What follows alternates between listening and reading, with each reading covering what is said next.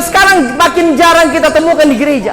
Banyak sekarang gereja khawatir, tiada doi, mau bikin ini, mau bikin itu, proposal ini, kurang iman.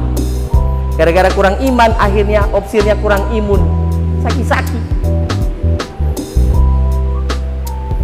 Bapak Ibu, di sepanjang sejarah pelayanan saya tidak pernah mengidentifikasikan diri sebagai penginjil ya. Kalau orang tanya saya, Pak Mardiman ini wujudnya apa? Saya manusia 3 wujud. Saya bilang, di dalam diri saya seorang entrepreneur, saya seorang pengusaha. Karena saya punya beberapa usaha, saya seorang advokat, dan saya seorang dosen. Tapi 3 wujud ini bersatu di dalam wujud pelayan. Sebagai seorang entrepreneur, di kantor saya, di perusahaan saya di Jakarta, kami selalu setiap pagi beston.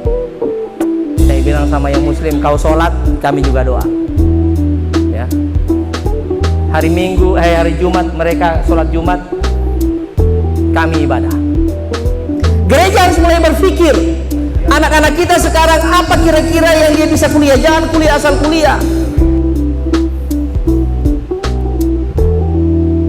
atau punya mimpi, oke lah, punya mimpi jadi ASN, nggak apa-apa.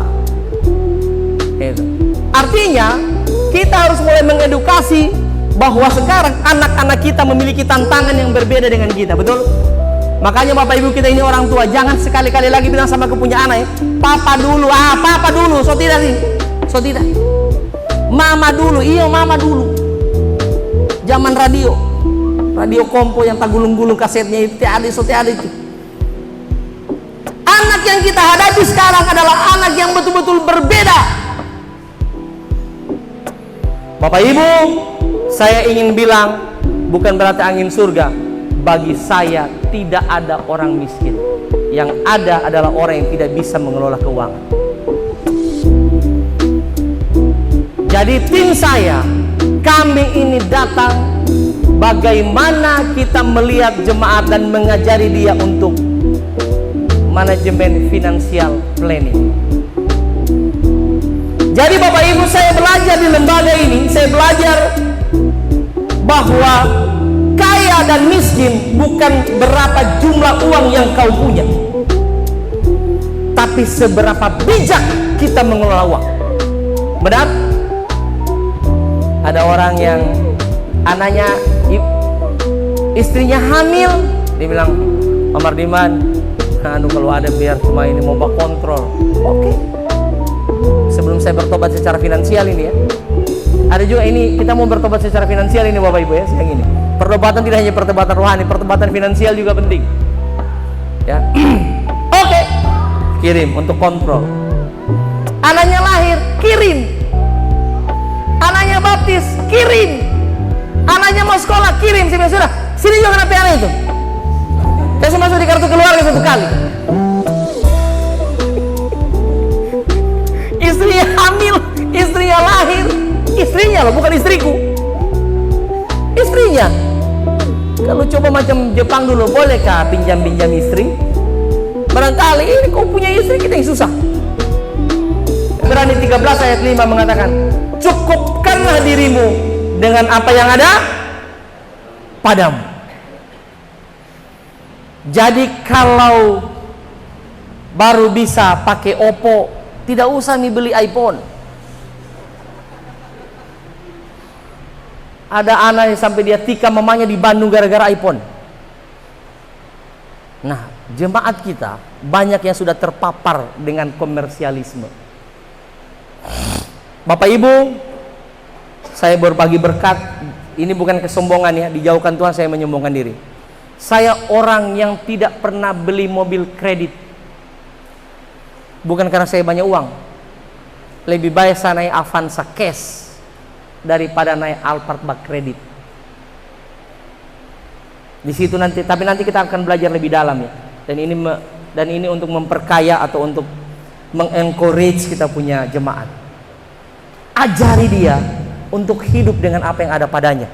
Sesuai dengan peran ini. 2 prinsip tentang perencanaan keuangan. Merencanakan keuangan dan ya mencukupkan diri dengan apa yang dia punya.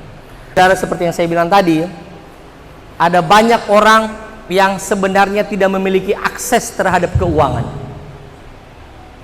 Dan itu adalah problem dia sehingga tidak bisa maju. Ada beberapa opsir yang sudah kita bantu. Dia sudah bikin usaha peternakan babi dan sebenarnya dia mampu untuk menjalankan itu tapi tidak punya uang. Tapi kalau mau pinjam juga dari Mardiman terbatas juga. Makanya tadi saya bilang, Bapak Ibu saudara-saudara, uang di Morowali yang nganggur sekarang dari 41 miliar ini ada kurang lebih 8 miliar. Artinya uang orang kecil, tabungannya dia yang tidak terpakai. Berarti kan sebenarnya kita ini berdaya kan?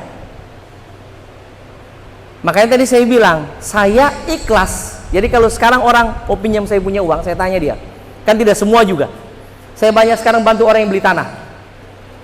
Karena saya berpikir daripada tanah ini jatuh ke tangan orang, lebih baik di dialah. Gitu ya. Jadi saya bilang begini, sudah. Tapi jangan pinjam sama saya.